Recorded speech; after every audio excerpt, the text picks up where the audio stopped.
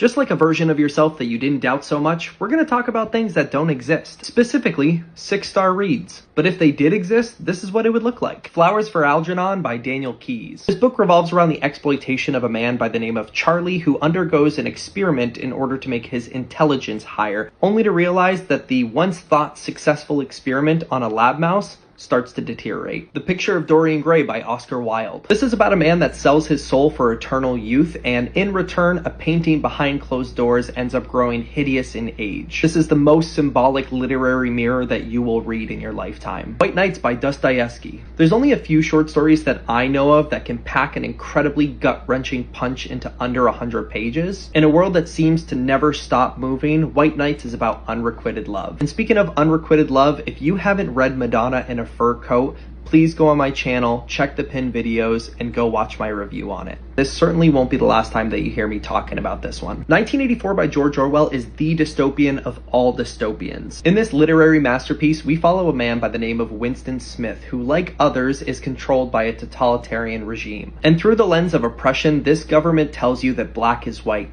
2 + 2 = 5, and they even have control of your thoughts and memories. This is the story of Winston's rebellion against that regime as he pursues a forbidden love. And my last 6-star read is probably the one that I get the most controversy about. That is Normal People by Sally Rooney. While it seems to just be a story about two morally ambiguous characters who can't seem to stay away from each other, the magic of Rooney and Normal People is the political and socioeconomic commentary that is woven into the fabrics underneath the text. And while this may not be a 6 out of 5 star to you, this is a piece of Irish literature that I will never stop thinking about and put me on my journey to literary fiction. I have some really good masterpieces coming up by the end of the year, but I'm certainly proud that these are my go-tos. So if you want more classic and literary fiction recommendations, make sure to give my page a follow.